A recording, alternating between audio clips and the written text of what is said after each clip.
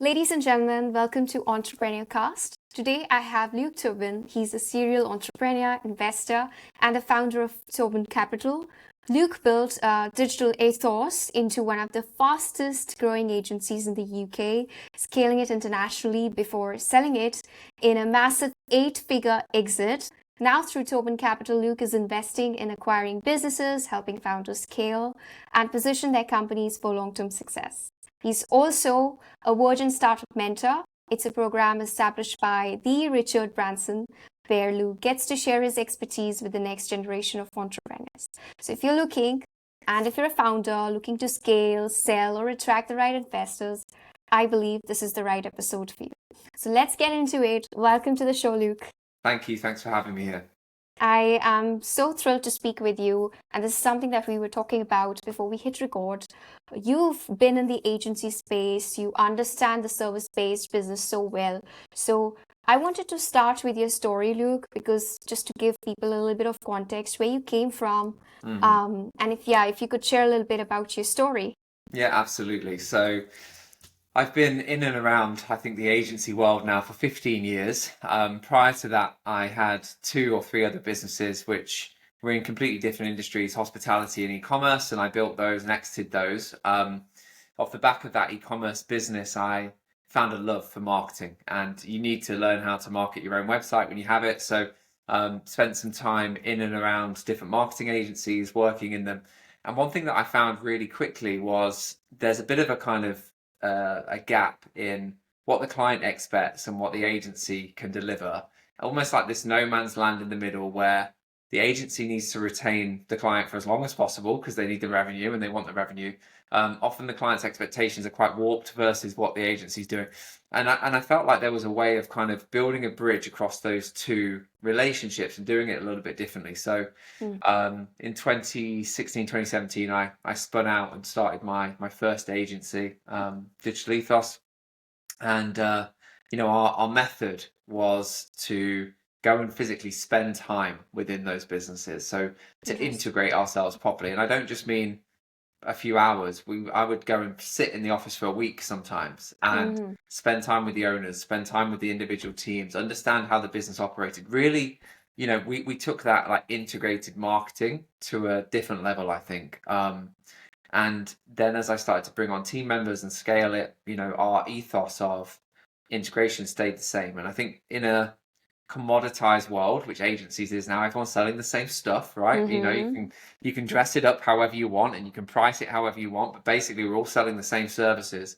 How you do it is what makes the difference. And I think how you establish those relationships is key. And that was what worked for us. Interesting. And I read it somewhere that you actually started with £100. Is that correct? Yeah, so I mean, look, there's a marketing play in that, I think, because I was already, I would say, reasonably successful to that point, having had a couple of exits. But it is true that I spent £100 on a landing page, and that was Okay. it. And then I basically started just hitting the phone, and I didn't invest anything else, and I never took on any external investment.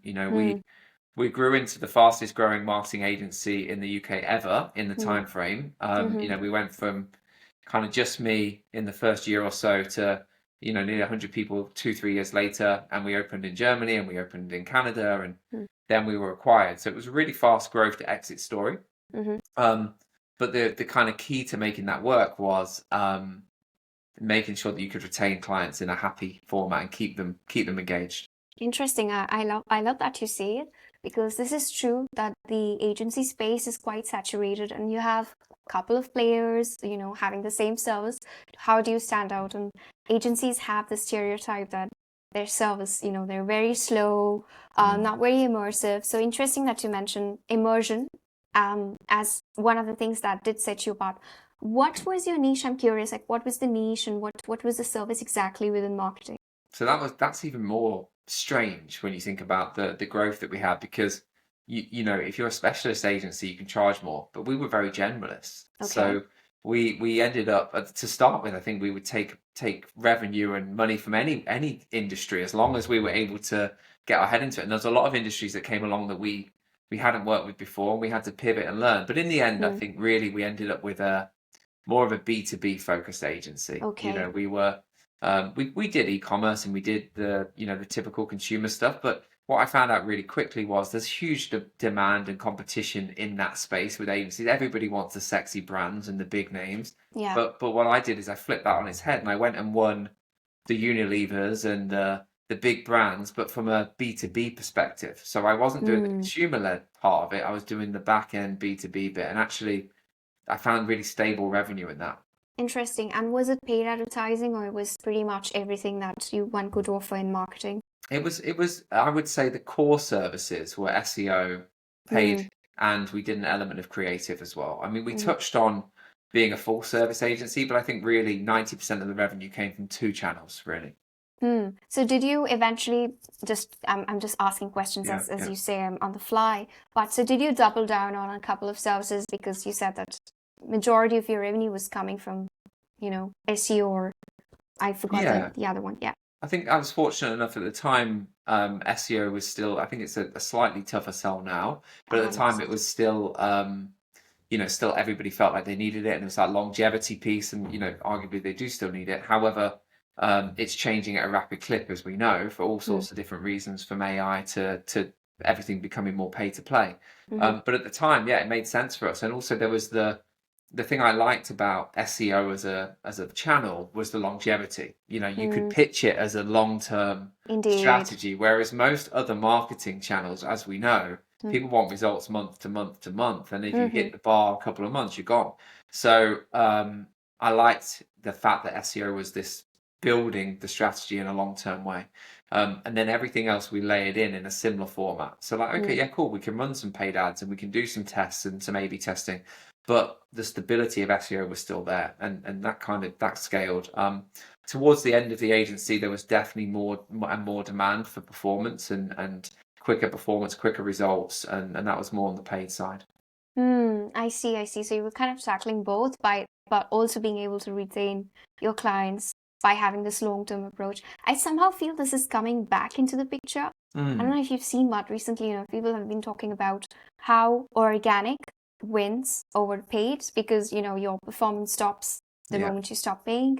yeah. And I see that kind of message coming back again out there.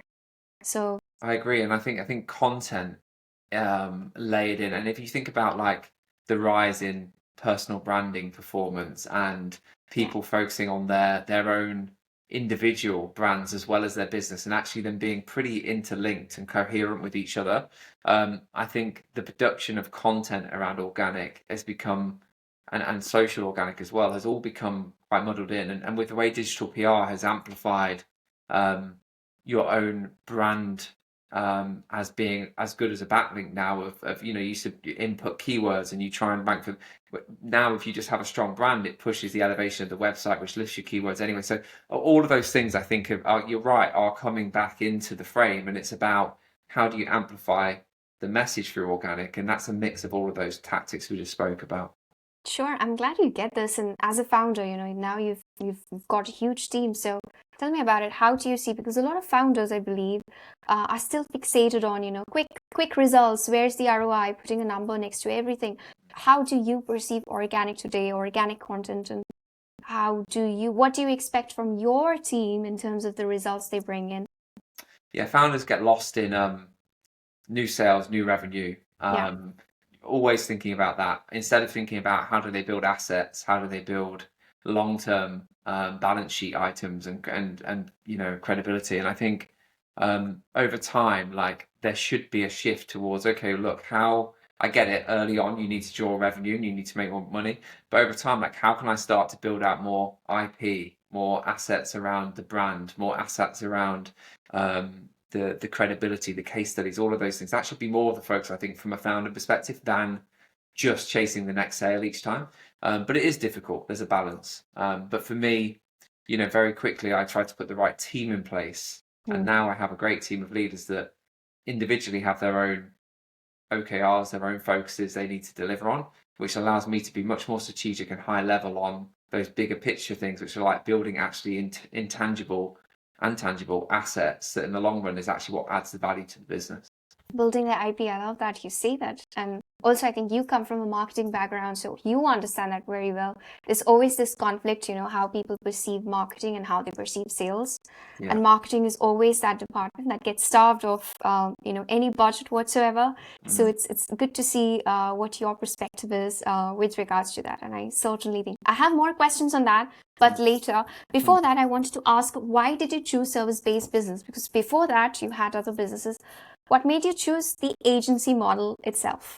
I think I'm probably a sucker for punishment. No, joking. No, I think I've always been very people centric, and I think at the heart of any good service business, it's about people, having good people to work, but also working with clients and wanting to build those relationships. So I think it was kind of a natural affinity for me to fall into it. Um, but I often do question myself now whether it was the easiest way to make money. Probably not. But it's service-based businesses. I think are unique in the sense that they have also something else, which I think is really, really amazing. It's this lifetime value element that you can have with clients. So you can have retainers, you can have repeat customers, you can separate yourself as a service provider by just doing small tweaks. And also the thing I love about service businesses, you don't have to go out and invent the new wheel or be the next Apple to do a good job. You can just look at what's working and refine, put your stamp on it, put your spin, your personality, and have a great business. And that I think is fascinating. Not all of us are made to be big disruptors and innovators, but can we run really good, solid businesses that add value? Absolutely. So that's what I like about it. That's a good point. Yeah, I think the entry to markets can be relatively easy, Yes. provided you can find, what makes you special and add more to it. Yeah. Interesting. I've heard this in my journey that a lot of people say that you should niche down, and I wonder what your perspective is with regards to niching down in the service-based business. It's definitely an easy way of carving out targeting and making it a bit easy for. I personally, I think if I was starting again now, I probably would niche, Okay. just because there's a lot of noise. Obviously, we know that, and if you niche, you can very quickly get the case studies, get the credibility, get the references to allow you to win more of that type of business. I would pick a sector and maybe even a niche within that sector. And start there, do a good job, and then maybe move to the whole sector. And I'd start maybe looking at regional, national, then international, and work up in those ways, because as specialists you can charge more because people will be drawn to it if they're in that industry. People always care about the kind of 3 C's, right? So customers, costs, and competition.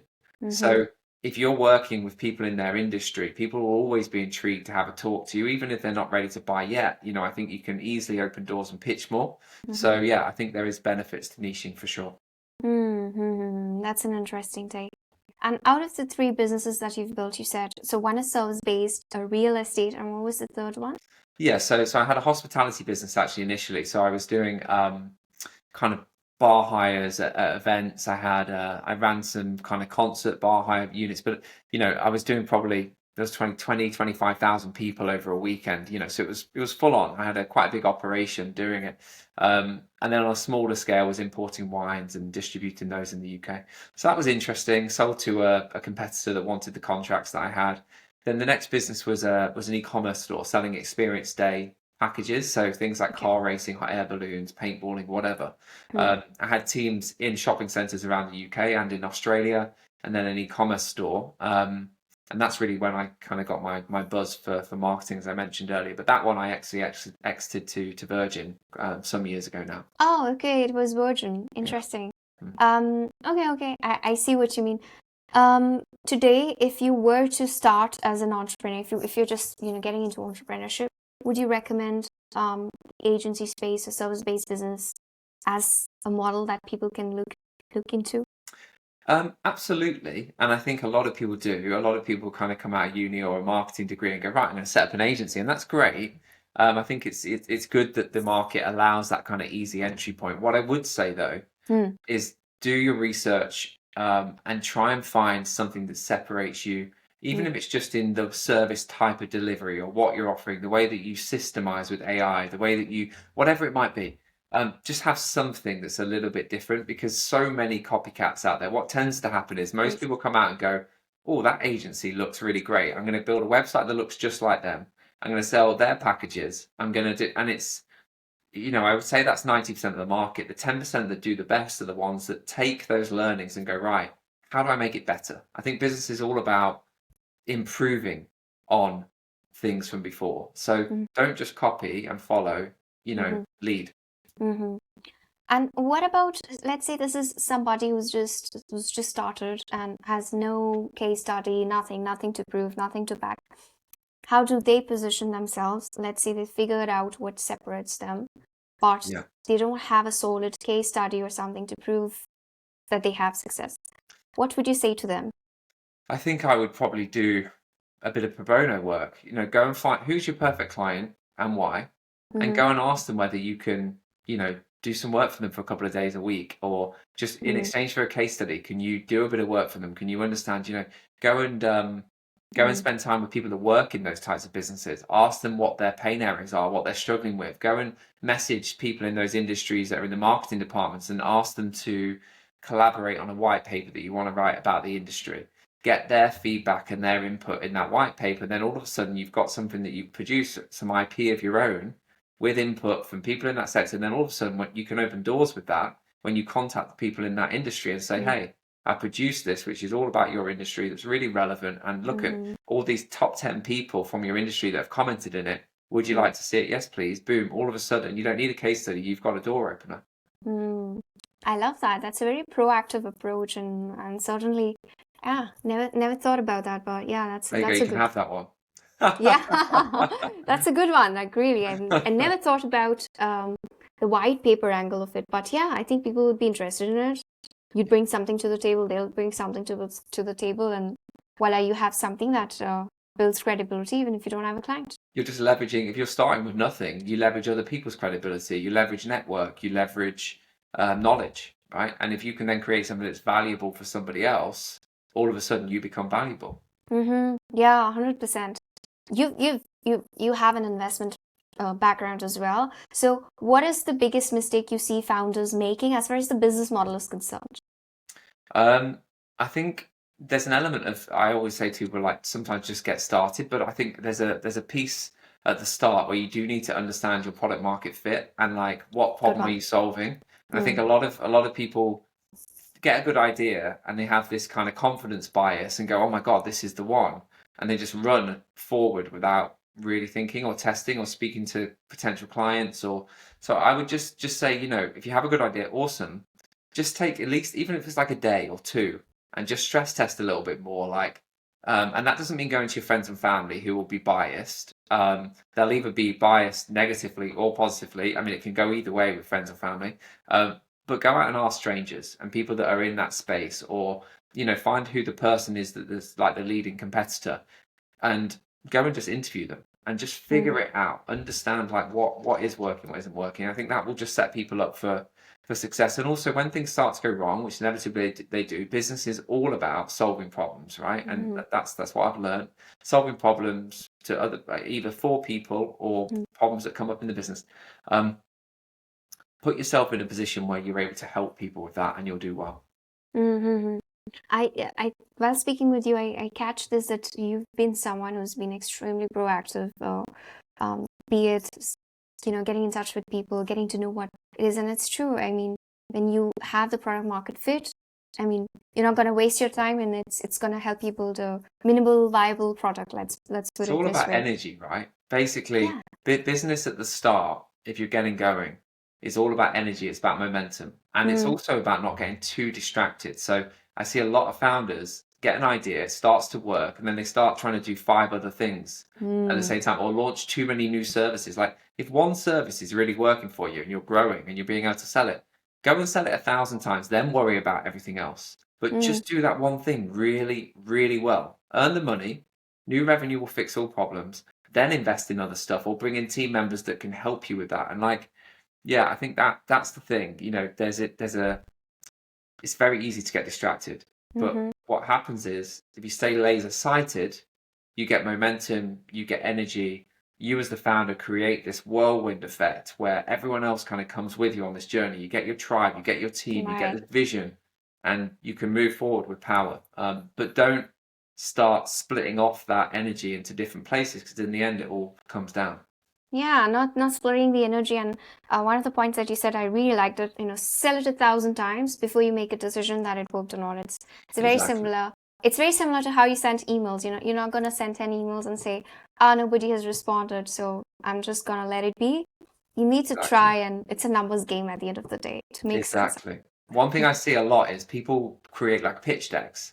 Yeah. They'll go and pitch it once and they'll go, "Oh, that didn't work." And they'll Mm. go and reach and they'll change it again completely. Or they start messing around. They spend hours or days of their months messing around with pitch decks. Just create one with like a package or product or a way of presenting the data, and go and try it at least 10 times before you change it. Like, Mm-hmm. because allow yourself to get into the flow, allow yourself to test it, stress test it. And then naturally there'll be small things you need to change, but just I think people just want like everything to happen instantly. And that's the problem. Like, it doesn't happen like that. You need to create energy, you need to create momentum. So, that's a real hack. I used to say to my sales guys, just try it for at least a few times till you know whether it's working or not. Like, you can't just take one or two no's and go, "Oh, that's it. I give up. I'm going to try something completely new and scrap," because that might have been the winning formula. You just had two bad experiences. Mm-hmm. And I think that's a very analytical approach as well. Yeah, You'll be able to the data never lies. So try it enough times to be able exactly. to make a decision. Were you a solopreneur? Did you start it all by yourself? Yeah, I've always actually, to date, had businesses on my own. Yeah, I did try a business with a co-founder when I was 18. It was a Oh, modeling agency, and it was, I think which agency? it was a modeling agency. Oh, really? Okay. Yeah, I think it was more of a vanity project at the time. It didn't work. We lost money, basically. It was a failure. Mm, But we struggled. We clashed a lot and had different ideas, and it kind of mm, put me off. So I think mm, since then I've kind of been a solo operator. Not to say that that's not I see a lot of successful businesses have co-founders, and it's very trendy to have multiple co-founders these days. mm, It's just not something I've ever done. interesting. I didn't know that it's trendy to have multiple co-founders. It's certainly in technology, right? If you go and look at a tech business, they haven't even made a sale yet, and they've got Oh, five. yeah. I have actually seen that on LinkedIn a couple of times, Yeah, yeah, looking for a co-founder, and there's nothing exists. yeah, yeah, yeah. Very, very true. I love that you mentioned vanity project. Mm. Was it a vanity project in terms of the industry that you chose, or you think people have similar kind of patterns going after vanity projects? I think I landed on what I thought was an opportunistic business. The Mm, guy I went into business with, he was already operating in that space, and I think he liked my character and thought I could bring something to mm, it. Um, but the model I didn't understand. I don't really know where, if I look back now, my value was really coming other than the sales side. I was doing a lot of the selling. Um, and I just don't think commercially we'd really thought the business plan through before we started just trying to make it work. And then we were spending money, and we were just caught up in this thing that didn't really know what it was. And I think that was the problem. We didn't have any direction, or and certainly not a unified direction together. So that was mm. why I call it a vanity project now. And I look back, I'm pretty sure with a few more years of experience, I could have done okay with it. So I've often thought about, oh, I wish I'd done this, or I wish Mhm. but it is what it is. It's that's such is life. Well, you've done great. I mean, you've built one of the fastest growing agencies, and I was wondering, what separated your agency from all the other agencies that exist, because a lot of them stay small. So what did you do differently that allowed you to scale? So you did mention what allowed you to perform better, which was, having a more personalized approach and more immersive. But how did you manage to scale digital ethos that fast? I think it was a sales mentality. So my background has always been quite commercially minded. I would say I'm a good salesperson, but I also empowered other people in the business to become great at selling. Mm-hmm. And incentivize them. Everybody had a commission. Like, it didn't matter what job you were doing, everyone could earn the commission across the business, which I thought was a Okay. really nice approach. So you could be in the delivery team but still earn commission if you helped to upsell, and all of that just built a real commercially minded entity. Um, and then the other thing, which is the key, is just finding great people. Mm-hmm. again, it's a people business. A service business is all about the people. If you find great people to do great work, you're going to have a good business. It's as simple as that. So, if you can bring the sales in and then you can service those clients well, people are going to be happy, stuff's going to work. So I recruited well, and I had a recruitment system that I think, again, is reasonably unique. So we would do like an initial phone call, then we would do a video call or an in-person meeting, competency-based stuff. Then we would invite them in paid for 1 or 2 days to come and physically work in the office. And often if they had a job, they'd take the time as holiday, but we'd pay them so they get a bit of extra revenue. And they came and they immersed into the office at the time, it was before we were all remote. But even when we moved to more remote, we still did it. So they would have tasks to deliver over 2 days. They get a chance to meet the individuals they'd be working with. And culturally, we knew within 2 days whether they were going to be a fit or not. And they knew whether they wanted to work with these individuals or not. So actually, we saved ourselves loads of time with hiring the wrong people, putting months of money and work and energy into them to get nowhere. So you kind of bring people in that space to be able to see how the relationship works with the others. Exactly. That's a good way to hire, because most of the times I think that hiring managers just think of the compatibility aspect, but do not consider the team dynamics. No. It's good that was your approach to hiring, and it's good that you mentioned it yourself, because I've heard it a lot of times that if you don't hire well, it's a recipe for disaster. One bad hire, and I've had them, don't get me wrong. Oh, really? One bad hire can destroy the whole dynamic, the whole culture, right? Can poison the well. And you owe it to your team members and to yourself to take the time on an interview process. I think that there's a natural tendency that if you've got a gap and there's some hours not filled in a service, which you're like, I just need somebody for the role. Like, the CV looks fine, the interview okay. If your gut tells you not 100%, you still need them. So a lot of people just hire them and go, I'll figure it out. If it doesn't work, I'll replace them. But it doesn't work, I'll replace them doesn't work either, because 6 months later, you're letting them go.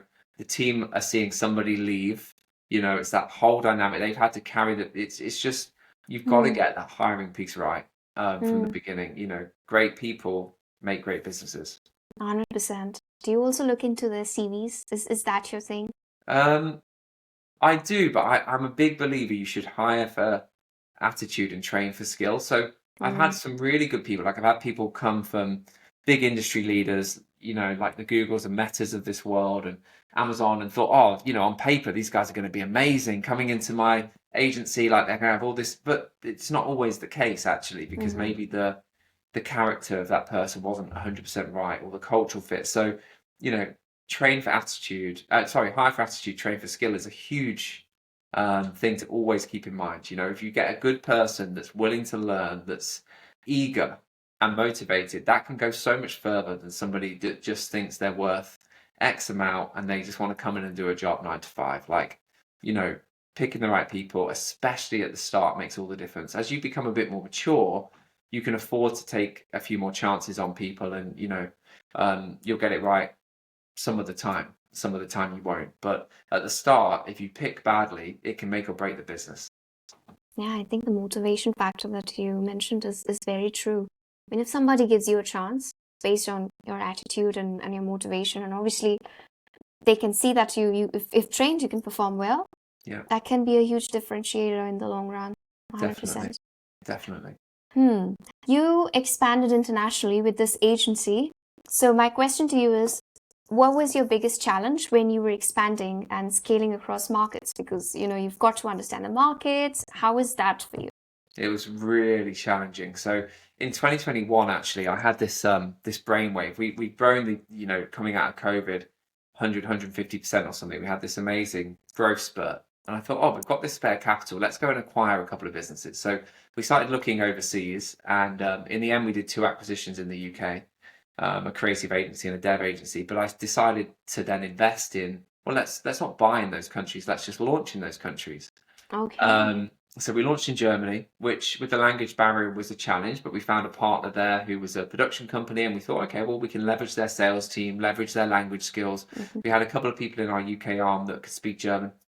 And we gave it a go. I mean, look, we got half a dozen clients or something. It was very challenging. In the end, I would say that failed. We lost money on that rollout, but I learned a tremendous amount. at the same time, 2 months after the German thing, or launch in Germany, we launched in Toronto. And I went over there and actually found myself working there for a month, 6 weeks. And that kind of founder-led energy on the ground. Like I was door knocking, I was phoning again, I was like, hustling basically to try and find those early customers. And we did sign, I think in the first 6 months, 12, 13 clients, something like that. And then that kind of trickled into, in the end, we had maybe 20, 25 clients there before I ended up exiting the business. So yeah, it was a success, but it took a tremendous amount, again, of energy and focus. So I had a good leadership team in the UK. I was like, guys, you need to run the UK business now. I need to go and focus on this startup, which is basically what it is, and like just do that high energy, high impulse stuff. I love that you treated the other market as a startup and then you went there yourself to feed that energy. Yeah. That's an interesting theme that you've been mentioning energy quite a bit, and I think that's an absolute essential, especially when you see the founder himself, Yeah. being so much involved in the business. It just keeps the motivation. And I've heard it from other founders as well that when they haven't, it didn't pan out that well. Yes. And Yeah. the ones that did, it did work well. Exactly. If you just expect others to lead without direction or to pick things up at the same pace, that's not good. What you should do instead is find the bit that you're really good at and where you do bring the energy and you bring the skill. And then all the other areas, find better people than you could ever be to do it. Simple as that.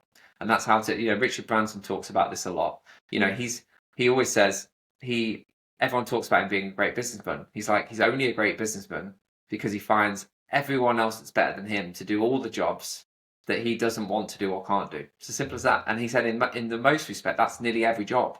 He's like, basically, when he starts a company, he goes and hires great people to do every role, including the CEO role. He just then is a chairman, because there's probably better people, but, it's about enabling the best people to come in. It's simple as that. Do you think it has more? It's just a thought that comes to my mind. Like, you're a founder, so when you begin, you have to work in the business. But as you're scaling, you have to work on the business, which means that you need to let people manage their respective domains, and you have to let that go. You have to let go. You do, which is hard to do early on, right? If you're a first-time founder, especially, like you find it incredibly hard. But the one thing I would say that I think second and third time and what multiple founders are able to tell you is delegation is freedom. So the sooner you start to do it, and don't do it too early and in the sense you haven't even figured out like how it operates yourself. Like you've got to be smart about this. But like as soon as you understand, like actually I can systemize this now and somebody else can run this, pass it on. Like focus on something else. 100%. Also, a shout out to you. I think you share some really good, interesting stuff on LinkedIn. Thank you. A lot about leadership, which definitely speaks a lot about you as a leader. I wanted to go back to this question about scaling. You did exit, and there are a lot of people that say that in the agency space there is a cap that you can hit, and then the game is over. You need to move forward. You need to go. What is your take on that? You mean in the sense like you hit a brick wall and then you need to sell basically, or you need to... Yeah, there's an end to it. The agency game, you cannot unlimitedly scale it. There's a cap. Yeah, I think look, the first glass ceiling, as I would call it, happens between up to 500K and then 1 million. Like there's a lot of agencies. I think it's something like the statistics crazy. Like 92% of agencies never go above 1 million turnover. Right? Interesting. So Okay. if we think in the UK there's 26,000, I think globally there's over 500,000 agencies. 92% never get over 1 million in revenue. So the other 8% are the ones that are doing the million plus revenue. Out of those, to go on and become like acquired by the network agencies, I think in total it's like a couple of percent of those then are actually like acquisition targets. So you are right that most people run out of steam or hit these ceilings and can't break through it.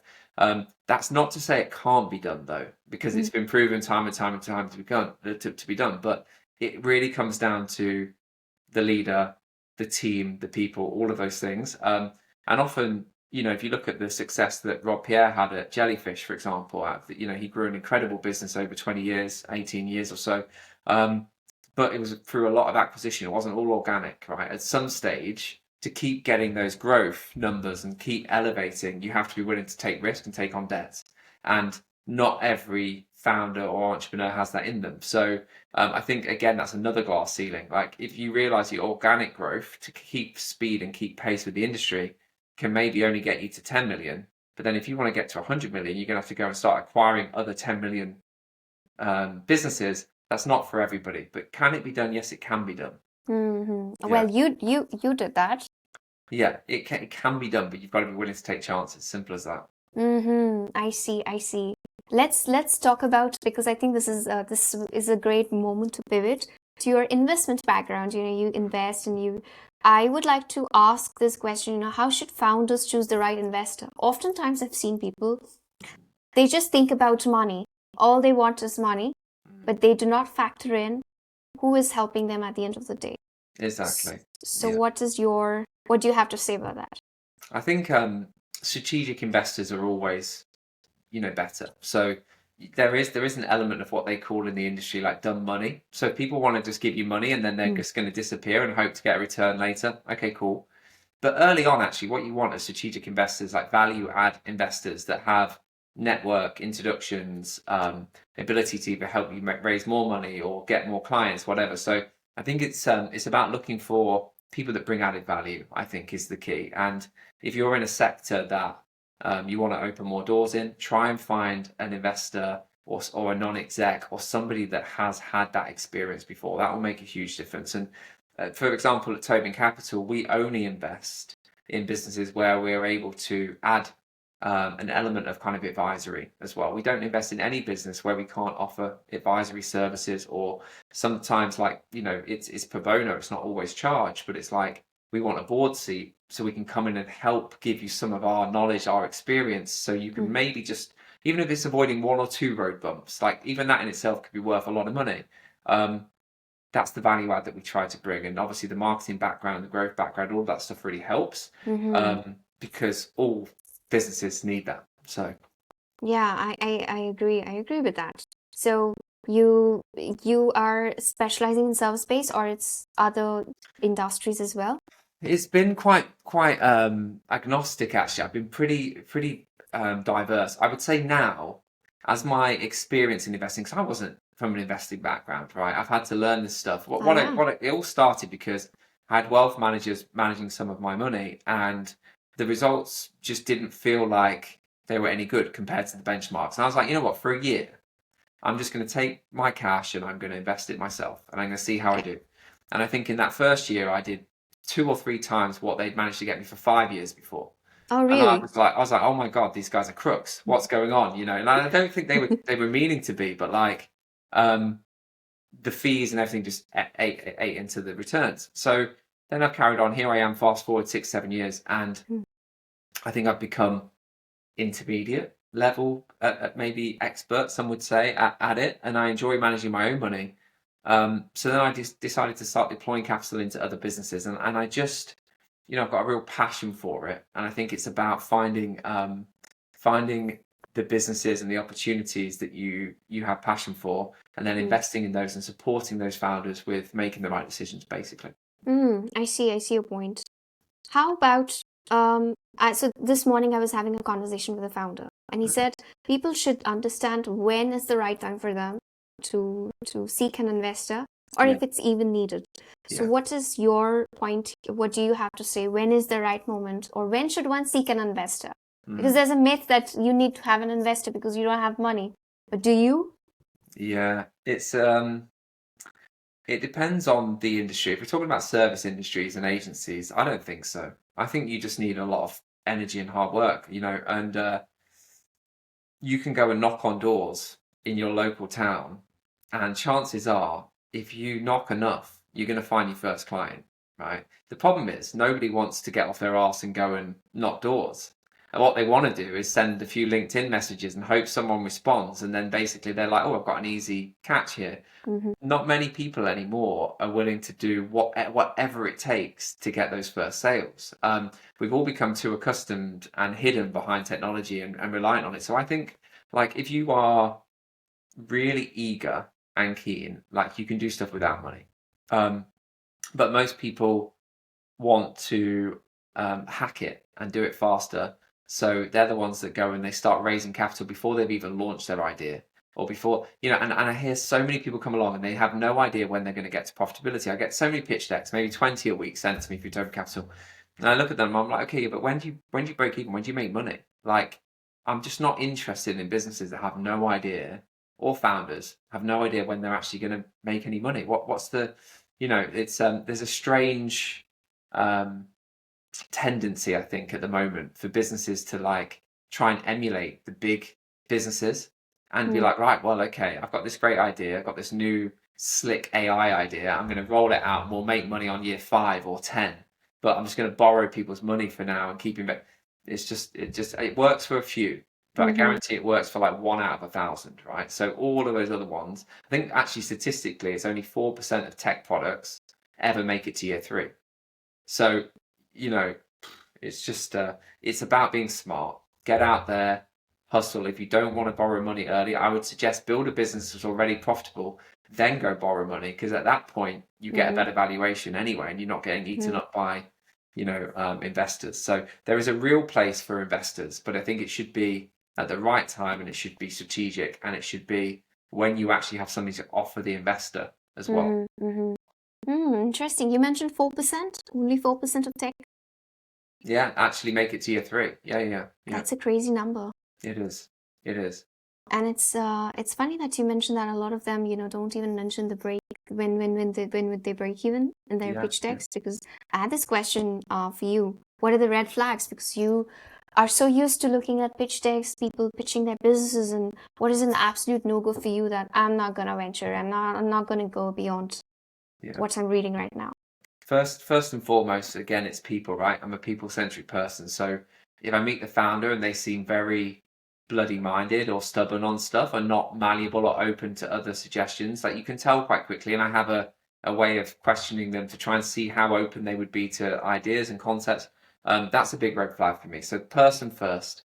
Then I think about the idea, is it simple enough for me to like, actually, do I get it? So when I see the pitch deck or I hear the 60-second elevator pitch, do I actually get what they're doing? Because if I don't, and I would say I'm reasonably, rounded on new ideas, if I don't get it, a lot of people won't get it, which means the sales process is probably going to be complicated, which means it's going to be hard to scale, and actually then I'm out. So I can make those decisions really quickly. Also then, do they know their numbers? Do they understand how they can get to profitability? How are they going to spend the money? When people come in and they start saying, well, I've got all these wages to pay, I've got this and da. It's like, okay, yeah, but that's cool. So we're going to pay for you to have a job for a year or 2, but like, where's the focus on actually getting to that money? So they're the 3 things really. And I've got pretty good at it. I can establish that probably in 10 or 15 minutes, I'm curious what people say when you ask them, where does the focus go when you get the money? What do they say, and what is that answer that makes you think, oh, I know that every case is different, yet what is that one approach or mindset when they say, this is where I'm going to invest my money to begin with, that makes you wonder? I think if they're trying to build something that's defendable, so if it's like, I don't know, they've got a product or a service or something that they're putting money into building assets, so it's going to be IP, it's going to be a patented product, it's going to be all of a sudden that's got like longevity to it, that makes sense to me, and I'm like, okay, well, that's a good investment. What's not a good investment is, they haven't even finished the product yet and they want 50% to go on staff costs and keep building the product or whatever. Like, get an MVP ready, go out, test a bit of marketing, get the user feedback. Like, just it's about sensible approaches to business. That's all it comes down to, basically. And there's millions of great ideas out there and millions of great founders, and lots of really smart ones as well that never get businesses off the ground. And investing and having access to investing can be all the difference and make all the difference to those individuals. So I think if you go to pitch an investor, just make sure that you are clear on how you are going to get your runway to a point of profitability and where the value add is, what the assets are going to be of that business at that point, because all of that builds confidence in the investors. For sure. And I love that. And this is going to be my last bit that I really wanted to cover with you. You mentioned longevity, and I see that you practice it yourself for your own brand. Today, what do you think about founders building their own brand? There's this recent surge everybody's talking about personal branding, Mm. and you have a massive brand. And what would you tell to founders out there, and what is the strategic way to build that brand? I think it's pivotal, actually. You know, if we think about the biggest brands in the world, you think about the CEOs as quickly as you think about the brands themselves, right? They are one and the same. They are intertwined. Whether you think of originally Apple and Steve Jobs, or you think of Bill Gates and Microsoft, it's like, you know, everything is interlinked. Or, you know, even now, like Tim Cook with Apple, like all of it is, you can just, um, and that on a big scale has started to filter into the SME world and this mid-tier world. But it's happened since COVID, and it's happened at a rapid rate. I think it's super important. I mean, personally, the opportunities that have come through my businesses, and for me literally as an individual, since focusing on my personal brand, have been profound. You know, I get 4 or 5 really interesting opportunities, I would say, every month, which I filter through. I'm probably getting 500 things come through my desk a week, but it's like, you know, picking the right ones, the really good ones. But that has all happened because of amplifying my profile. There's also this thing about, if you want to be taken seriously as a business or a leader, like, share and help others on their journey. So a big part of what I do now, you know, I've got my Success Method newsletter where I share thoughts, feedback, like ideas around building, scaling, and exiting businesses, how to have a strong mindset. I'm also quite heavily involved in, you know, looking at some of this personal brand piece for people and thinking all C-level individuals should be investing in this. I really think it's a huge thing for them to do. So big advocate, as you can tell, big advocate for it. Yeah, sure. I think you practice what you preach, actually. So Yeah. I have no doubt in that. So if a founder, then that's my last question. The founder wants to position themselves as an industry leader. What's the first step they should take to build their personal brand? First things first is do the stuff that's free, right? So I always think about like what your interests are. You know, is it, you know, personal interest, business interest, and then start creating content that talks about that, and start sharing who you are on the free social platforms. You know, start a blog, start contributing to even just the LinkedIn articles. You can do that for free. Start putting your voice out there, start putting your message out. You know, go and message other people of influence in your space or in your chosen space. Go talk to them, ask for feedback. That kind of information that you get from them, or podcasts like this, spin it, put it online, you know, credit that person, but start building credibility that way, and it just gives you leverage. And I think the main thing I would say about personal branding is be consistent. So don't put a post out once a week and, you know, then forget about it and think, oh God, I got 2 likes. Or just be consistent, keep pushing your message, and eventually people will hear you. Simple as that. Yeah, and anybody listening to this, literally be consistent. And again, Luke, you practice what you preach. I see your post quite often. And as I said, you've been motivating others. So I hope people get some inspiration from our conversation together. It was a pleasure having you today. And I really hope I can get as much as I can. And I'm a subscriber to your newsletter, by the way. Good. Perfect. Well, Great value. any feedback would be great. And any topics that you'd like me to cover, please just always DM me and I'll pick them up. I do have many in my mind, so we'll Good. certainly do. Let me know. Well, thanks for joining me, Luke. Have a wonderful day. Thank you. You too.